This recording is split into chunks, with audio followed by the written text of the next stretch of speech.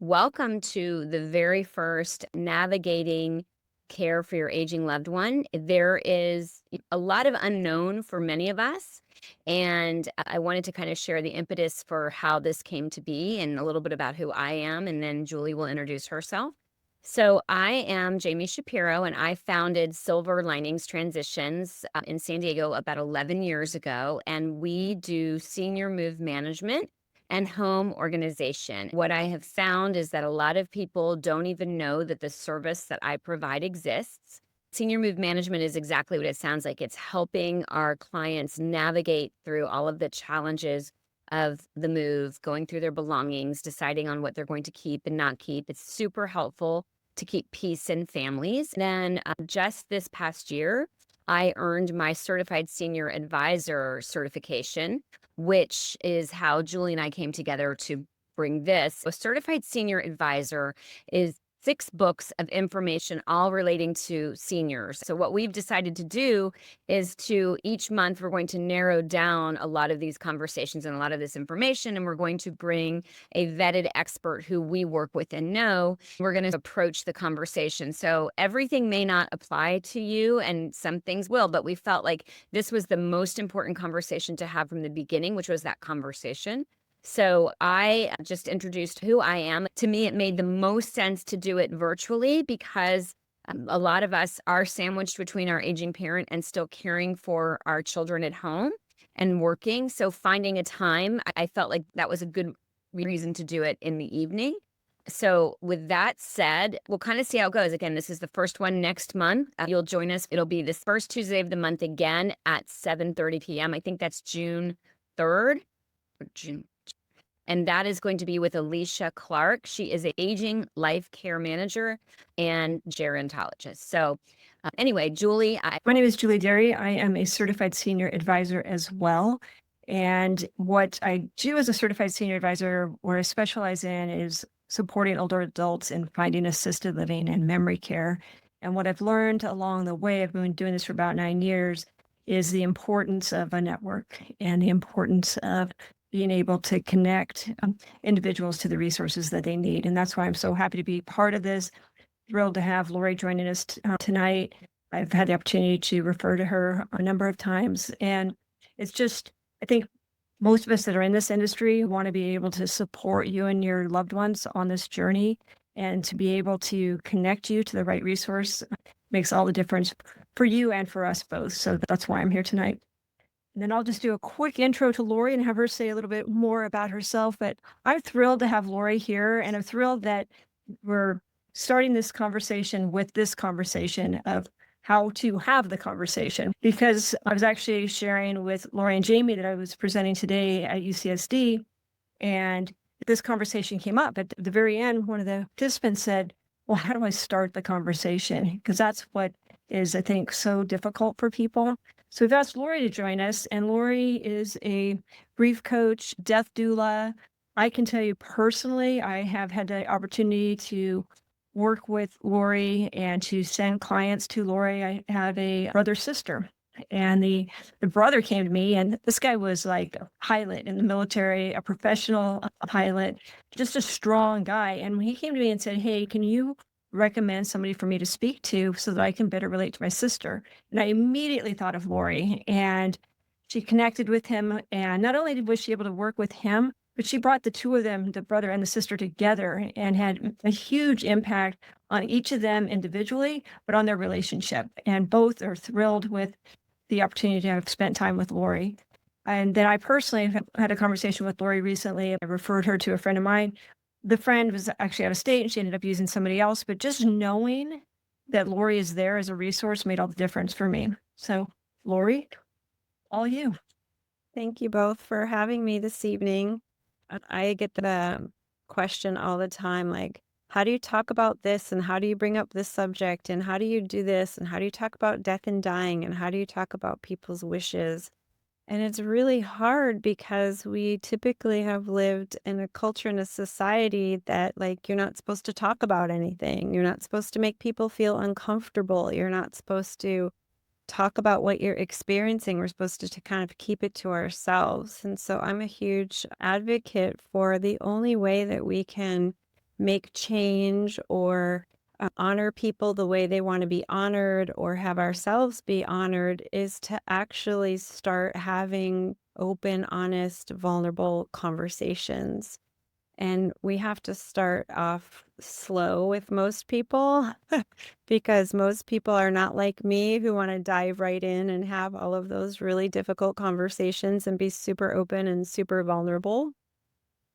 So, one of the first things to think about when you want to have a difficult conversation with anybody on any subject is to meet people where they're at. So, if it's a subject that they don't like to talk about or that you've never talked about before, going in and understanding that this can't all happen at once. You start off asking a few questions and you start setting the stage so that the other person knows it's okay to be vulnerable with you. Because if they don't feel safe with you, like you're going to judge them or shame them or tell them how to be or what to do, they're going to close off every wall possible because nobody likes to be told what to do or how to do it. And nobody likes to be judged or shamed for what they're going through. So just being really mindful of where the person is at on the subject matter and knowing that it's important to ask a lot of questions instead of going in and saying, I need to know, you need to do this. It's a lot of the language that we use. So the other thing is setting the stage to have uncomfortable or difficult conversations, knowing when to have them, where to have them, making sure that the person that you're talking to is in a comfortable environment, not in the doctor's office or in the car or at a party. Like, where are they comfortable? Maybe it's taking a walk outside, being in nature. Maybe it's in their home with music playing in the background, but like really setting the stage so that there's comfort, there's ease before you dive into having uncomfortable topics brought about. I really like asking questions. Like, Julie, you're the expert of you. You're the only you. You know yourself better than anyone, right? So, who am I to come in and just start sharing? I think you need to do this, and I think you should this, and you better this. I don't know what's best for you. But we live in a world where, like, it becomes all about us. I need you to do this. I want you to do this. I think this is good for you. So, really starting off like, hey, Julie, I'm really curious. What do you think about this? Or I'm curious how you're feeling as you're aging and things are changing. What's coming up for you? What are you comfortable with? What are you uncomfortable with? So I like starting off, I'm curious is a great way to start asking questions and inviting safe conversation. I wonder, the word I wonder, it's opening it up for a conversation instead of being told what to do or how to do it.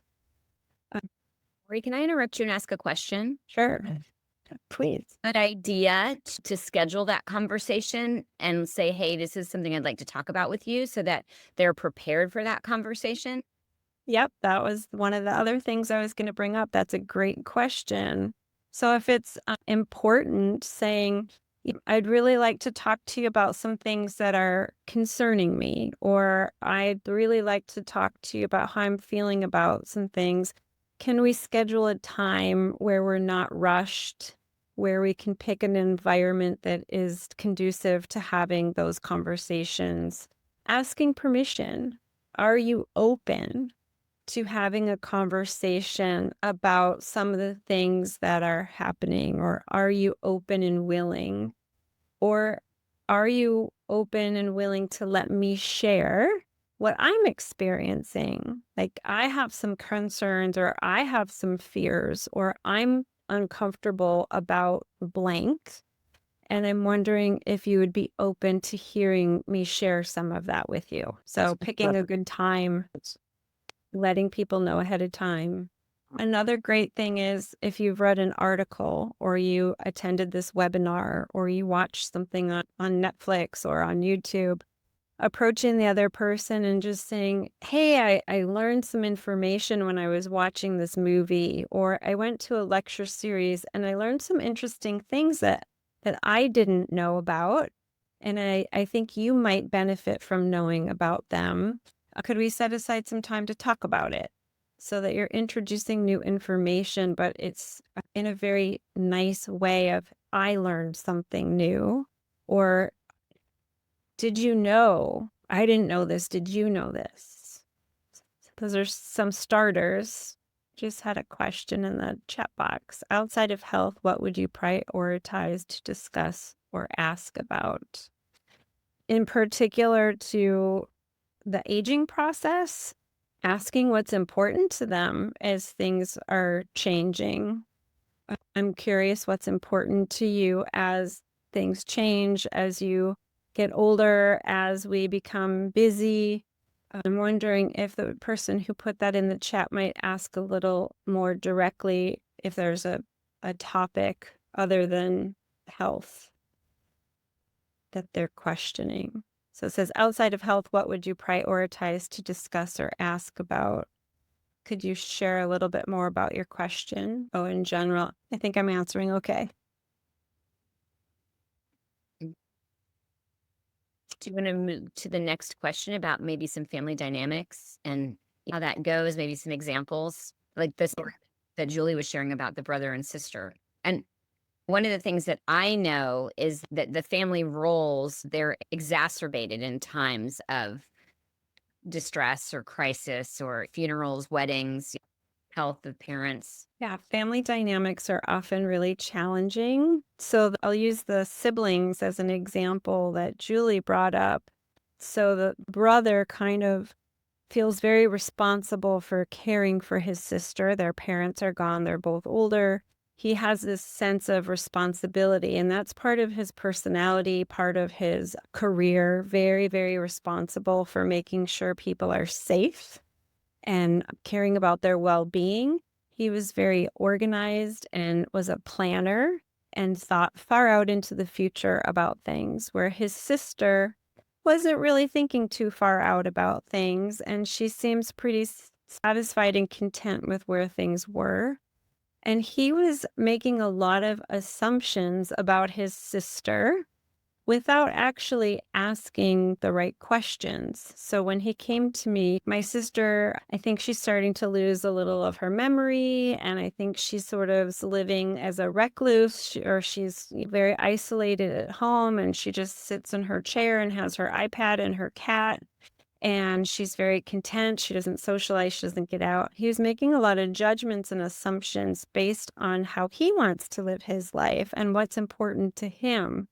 And he was putting those expectations or needs on his sister. And she was quite content and happy with living the way she's been living. And he swooped in and wanted to start making some changes and talking to her about maybe you shouldn't live alone and maybe you should think about living in an assisted living and start making preparations for the next 5-10 years. So he recognized that part of the issue was his issue, right, of wanting to control and wanting to be in charge and feeling responsible. So I just met with him for a while and talked about what his primary concerns were, let him share what he was thinking and feeling.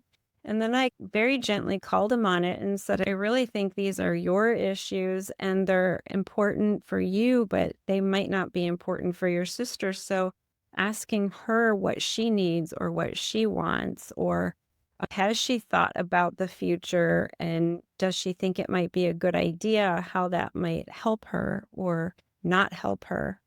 So we ended up having a meeting, just the three of us.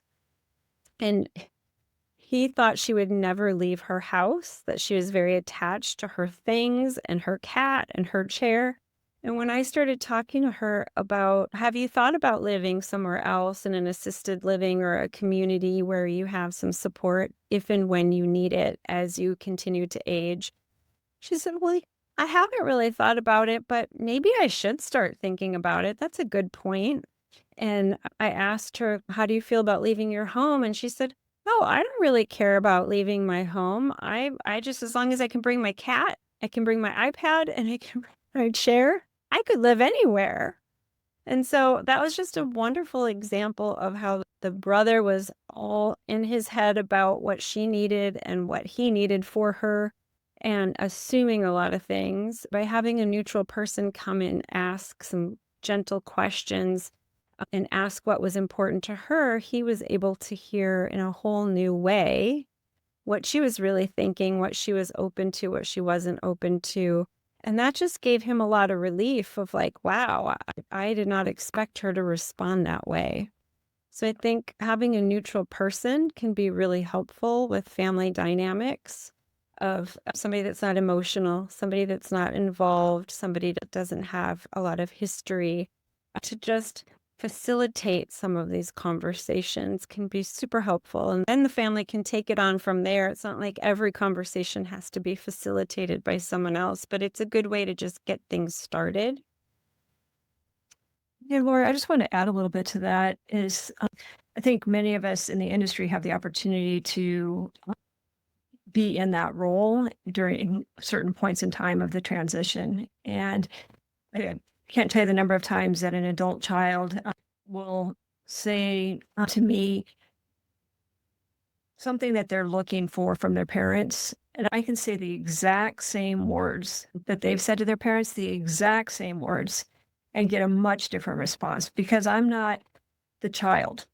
I'm not the child telling them what to do. I am just a neutral third party and able to, like we were given the example of facilitate that dialogue because I don't have a strong opinion. I'm just trying to support the older adult in what's best for them.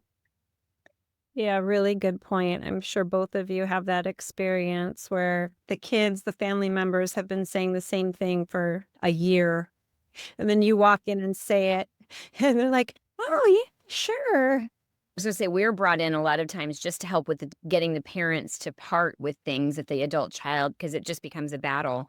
And the one thing that I have learned is that the parent still wants to be the parent. When the child steps in, they need to do it. And I'd love to have you discuss a little bit more is that we really need to honor the agency of the parent as long as they have agency. And I also want to make sure that we address, because I see this a lot, I'm sure you do as well, Julie, when siblings are differing on what should happen with mom and dad, and maybe some have ulterior motives. So I think that definitely needs to be something that we address in this conversation. Yeah, that's really important and happens quite a bit. So, the first thing I want to share about aging parents is they are still parents. They look at you as children, right? That they raised you, they've been around longer than you, they have a lot of experience, they have a lot of wisdom. They know themselves better than anyone.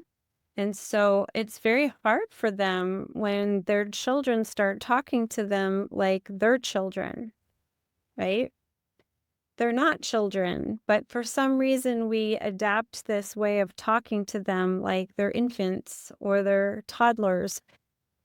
And if you think about that, if you role reversed, if you have children and you imagine your child saying some of the things that you're saying to your parents, you wouldn't really like it either. So I think that's a really good place to start of like listening to how you're talking to your parent. Is it with respect? Is it with honor? Is it asking questions? Is it finding out what's important to them? Or are you telling them what's important to you or what you need from them? Because they do have agency. I mean, unless somebody has late stage Alzheimer's or a lot of cognitive issues, maybe a little memory here or there, which is normal as we age, or sometimes they're dealing with depression because they're living with so many losses. That's one thing that we don't realize as people are aging. They are going through living losses all the time. They're losing their independence. They might be losing their physical abilities. They might not be able to drive anymore. Now, all of a sudden, they have their children and other people telling them what to do and how to do it. And there's a lot of grief in that for your parent. And so, really understanding that they're having a hard time navigating all of these changes and they're uncomfortable and they're sometimes scary.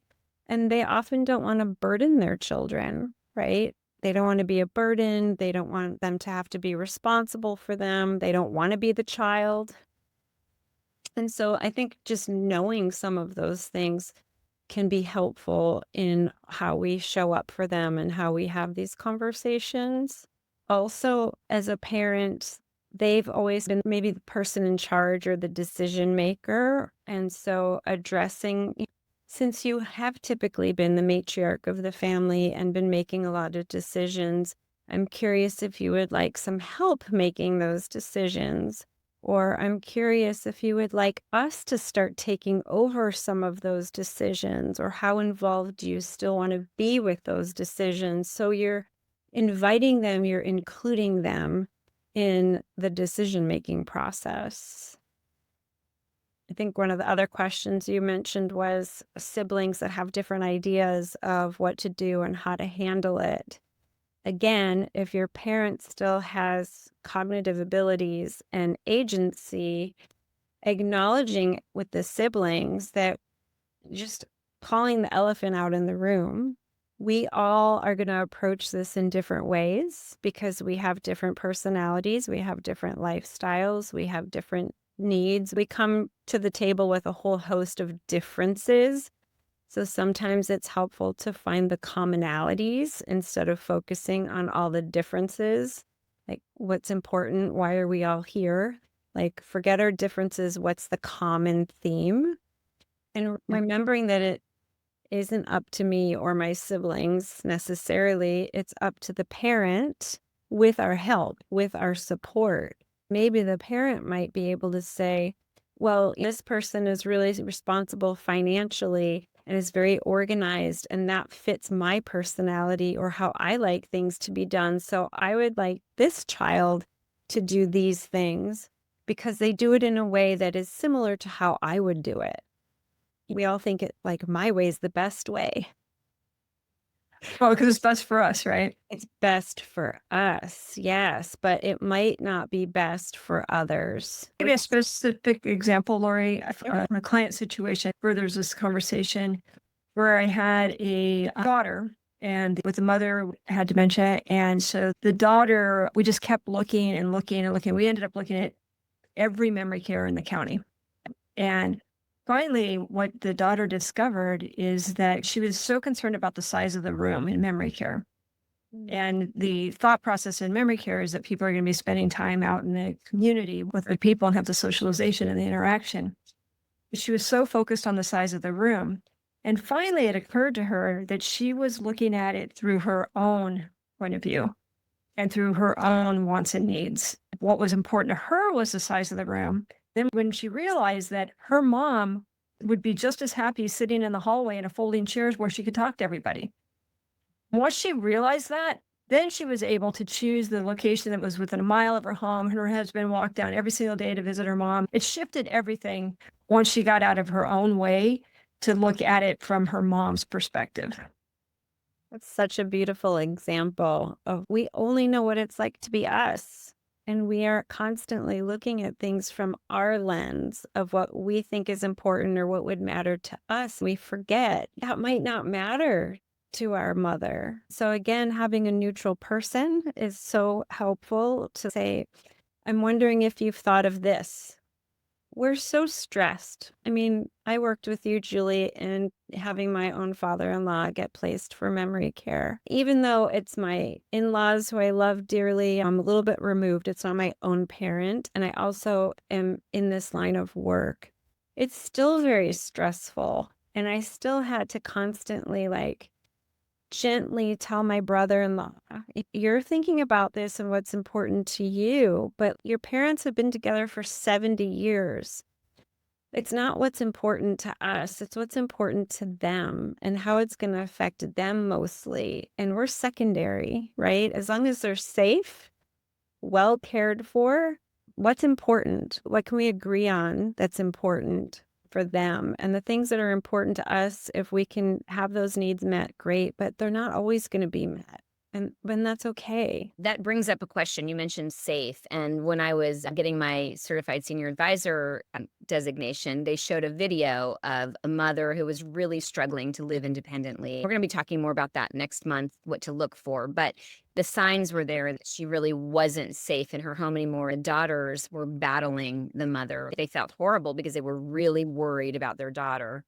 What they ended up doing and showing was that they asked their mother, Mom, if this was your mom, how would you be feeling about it? And I'm like, that is such an interesting way to twist that and to have her think of it from that perspective. But I'm sure that is something that comes up a lot, especially with what you do, Julie, is that they're calling you because they're just not safe anymore. I'd love to bring that into the conversation too. Guilt. Yeah. What you just shared is so important because safety is one of our big concerns, right? We don't want our parent falling or burning themselves or having the house be on fire or walking around the house with the walker and tripping on the rugs that they insist on leaving there instead of removing. So again, if they have cognitive ability, being able to say, I'm curious, if you were to fall and hit your head and have to go to the emergency room, how would you like us to handle that? So you don't want to bring those things up, but sometimes if the parent can actually hear where the concern is coming from, or in my experience, these are some of the things that are likely to happen if we don't have care partners in the home, or if we don't safety proof your house, or if we keep allowing you to live by yourself. These are the things that are likely to happen. So if we're not going to be able to move you someplace, if we're not going to be able to have help in the house, what would you like us to do if this happens or that happens? Because that's the other thing. At the end of the day, something bad might have to happen, right? A safety thing might have to happen in order for you to be able to address it and make change. We don't want that to happen. We want to prevent all of the horrible things that we know can happen. But sometimes it's just talking about that. Like, what happens if you fall and hit your head and you're here by yourself? How are you going to feel? How are you going to get help? How are you going to feel laying on the floor for 12 hours before somebody finds you? Bringing those things up in a gentle, kind, loving, compassionate way, but bringing them up so that they can actually hear why you're so concerned about it.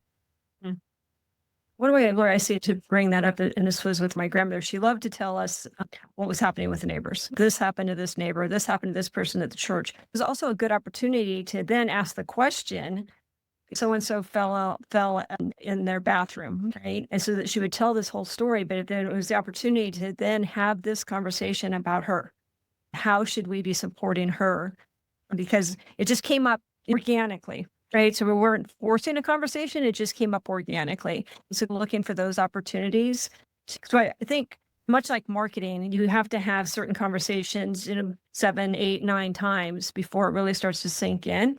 Just taking advantage of those opportunities over time to plant the seed of these conversations. I think that's really important to remember. It's sort of like going very slow, meeting people where they're at. If they're really not wanting to have a conversation or deal with something, starting super slow. Again, like, I listened to this podcast and heard this. What do you think about that? Gently just bringing it up in a casual, gentle way, right? Organically. Then the next time you try it, a little different approach, or you share a different thing that you heard, or your friend's mom. So like you said, you hear it over and over and over again in a compassionate way, in a gentle way, in an honoring way. Eventually, instead of going like this, you're like, okay, that wasn't so bad. I can do this. It's like putting the training wheels on. It's a slow, consistent, ongoing process. If you can think in that way, instead of, I got to have this ginormous, overwhelming, uncomfortable conversation and we got to get it all done today. No, just start showing up in those gentle ways and sharing and asking questions, curiosity for yourself. Like, I've already planned my end of life care package plan, and my mother's 84. She hasn't planned hers. And so I will tell her, Mom, I've started planning for my death and dying. I've started to plan for what I want, what's important for me. I'm wondering if you want to hear about it. So if like you take the lead and you're brave to say, these are some of the things that I'm learning about and I'm doing because I don't want my kids to feel burdened or uncomfortable or not know what to do. One of the greatest gifts that we can give our loved ones is telling them how we feel about things, what's important to us, what our wishes are, so that they don't have to feel guilty, is the word that we haven't addressed a whole lot yet. Did I do the right thing? Am I doing the right thing? Would my mother be happy with what I've done? Or having guilt and regret in our bereavement process because we didn't have the questions. We didn't know what to ask, or they didn't tell us they wanted to be buried or cremated, or maybe they didn't want either and they didn't know that there's other options. So, hey, have you thought about what you want to have done? Do you want to be buried? Do you want to be cremated? Have you heard of aqua cremation? There's a new thing. You don't have to be fire cremated. You can be cremated with water, or there's green burials. Some of our parents don't know any of the beautiful resources and options that are out there. So, just casually bringing them up and getting a feel on, have they thought about it? Maybe they have very strong feelings. Let them share that. If they haven't thought about it or they're afraid or don't know, asking, do you know what green burial is and how that might be for you instead of being cremated? It's all about opening up gradually all these different things that are important. And if we can share from our own perspective, sometimes that's super helpful. Does anybody want to talk more about the family dynamics? We also wanted to talk about addressing the guilt, the burden of the shoulds. I want to get a feel for maybe our audience and what's important to them, what they want to walk away with today. So maybe we could take a quick pause and put in the chat if you'd like to address more about family dynamics or hard conversations or the topic of addressing guilt and the shoulds. While we are waiting, I just wanted to, first of all, acknowledge everyone who did show up for the call. One of the other things that I heard that I love was a quote, and it was, just because our eyes are closed doesn't mean it isn't there. I think so many of us, but to your point that you brought up in the beginning, we don't want to address death and dying and aging. And one of the things I can't stand is when we talk about anti-aging and then embracing, because really, if we are lucky, we get to age. I had cancer 20 years ago, so I always lead those conversations like that. So I do wanted to make sure that we acknowledge the people that are here, and because, and then anyone who will listen to this, we're going to send the recording out after. Thank you for that. Lori, one thing on family dynamics that we might hit on is I see this frequently, and Jami, I would imagine you see this as well, where you've got like a second or third marriage. And so you've got that spouse, and then you've got the children from the first marriage. And it can create some pretty challenging dynamics. Oftentimes, when it's the second spouse and there's some upset on the part of the children around the whole idea of the second spouse, even though it's been 30 years, there's still some lingering upset there. So I don't know if maybe we could touch on that with regard to just navigating family dynamics in general.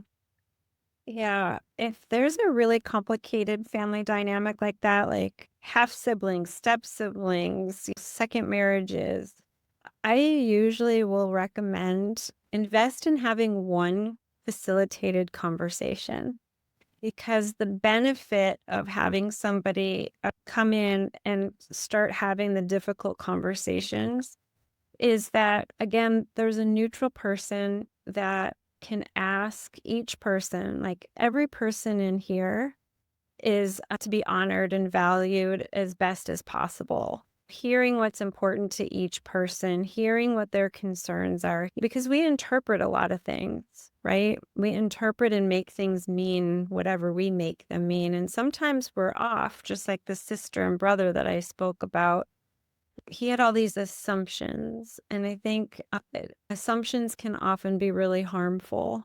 So, creating an environment where we all come to the table and we all acknowledge that this is happening for and with all of us, and every person here is important, and how they feel is important. It isn't about being right and wrong. And that's often a dynamic with family of like, having to be right. No, I'm right. No, you're right. No, I'm right. No, you're right. Having somebody be able to facilitate this isn't about being right and wrong.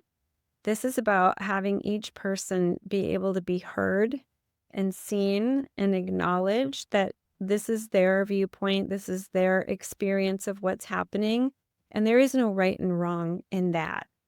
It's yours, it's your truth.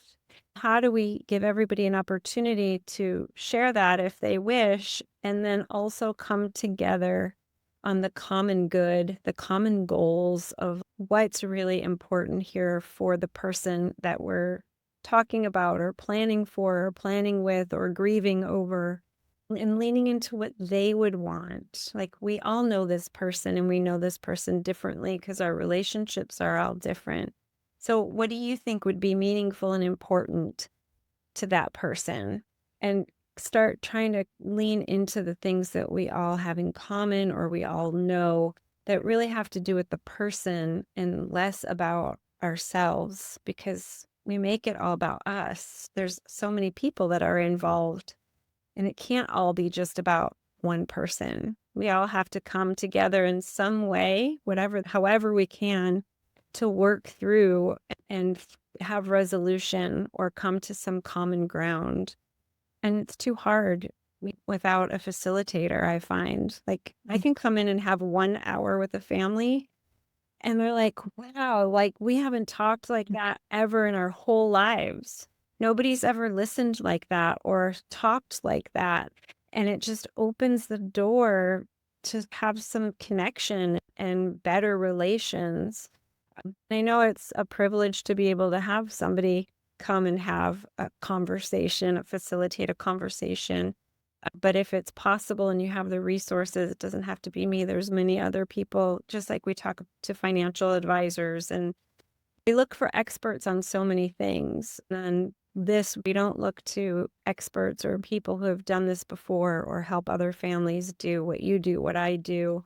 So really just acknowledging, like, we don't all have the answers, but there are other people who can help us get there faster and more comfortably, maybe at the end of the day, more connected to one another and with compassion and love for one another, instead of having to be like this all the time.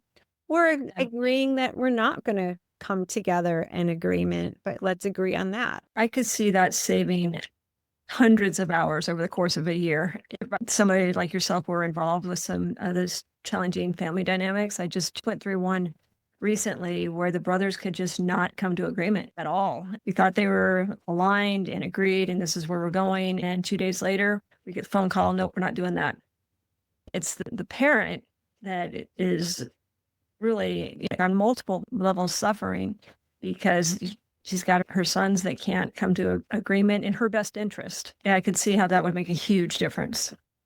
Well, I'm a grief specialist, so I want to acknowledge, so everybody hears this, is that there's so much grief underneath all of these things. And most of the time when people can't come to an agreement and they're arguing and they're fighting, being able to ask each of those people the deeper questions of what's really underneath all of this. Well, I was abandoned when I was 5 years old and I'm not da da da.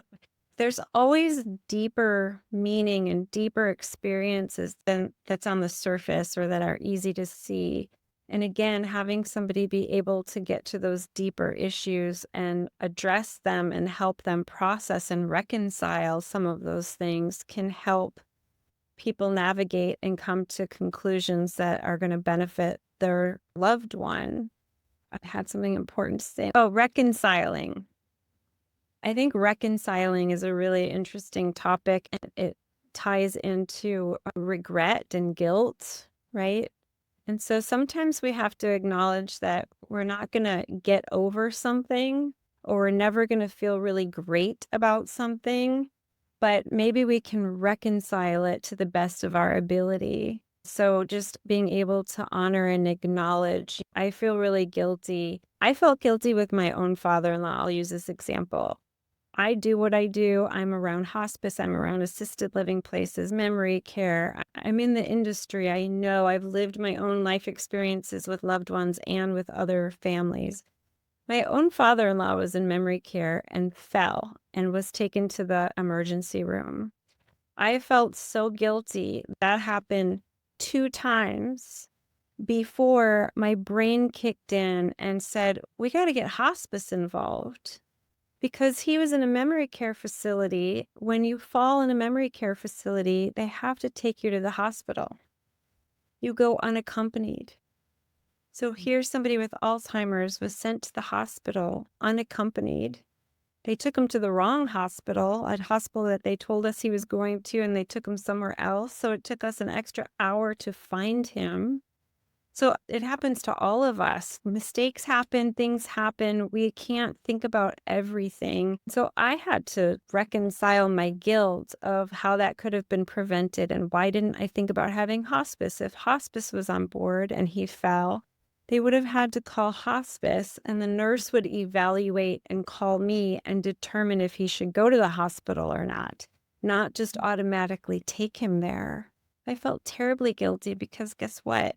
He declined after that, and he died shortly after that, which was actually a blessing in many ways, but I carried a lot of guilt, and I can't change what happened, but I know I did the best that I could with what I knew, with what I had under the stressful situation, and now I know for the next time. So that reconciling those guilty feelings or regretful feelings, it's really important. Instead of just ruminating on, I feel guilty, I feel guilty, I feel guilty. It's like, okay, let's process that. Let's try to reconcile it to the best of our ability.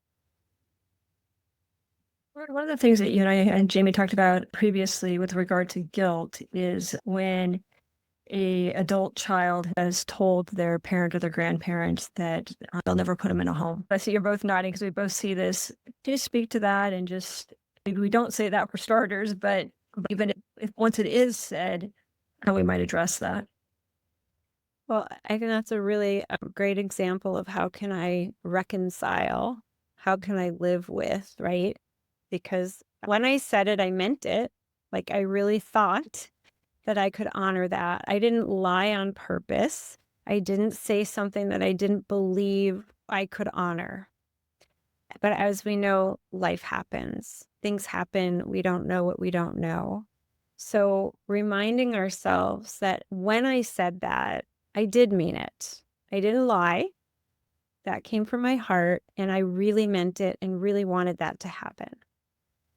And then the next step is apologize, owning it to your parent.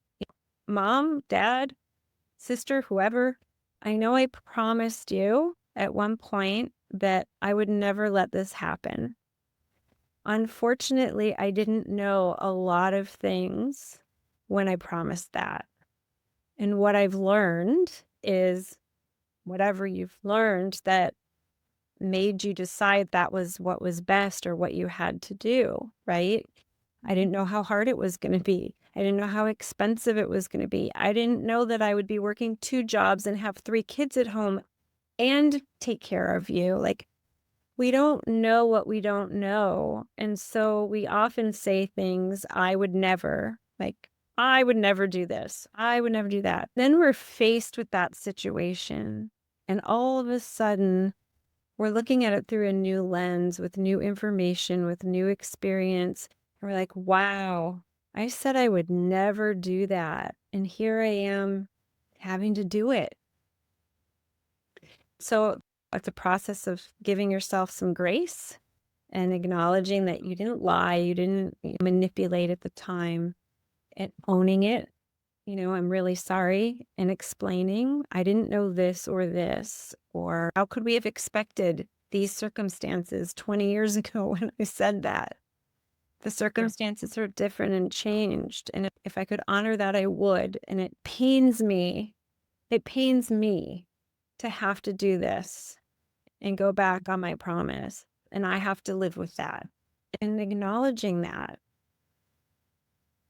I Thank you, Lori. We just have a question in the chat, or it's more of a comment. So from Jason, mom lives alone about 30 minutes away. When I bring up first alert, she cringes.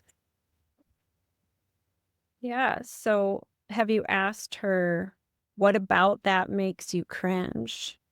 It's really important to understand where the fear comes from or the judgment or the shame, because there's stuff underneath there, but we don't learn to ask the questions underneath. Like, what about that is making you cringe, mom? Or I see this is really uncomfortable for you. Can you tell me why it makes you feel uncomfortable? Or what about that do you not like? He's got a comment. I haven't asked directly, so I will next time. Perfect. Yeah. It's great, Jason.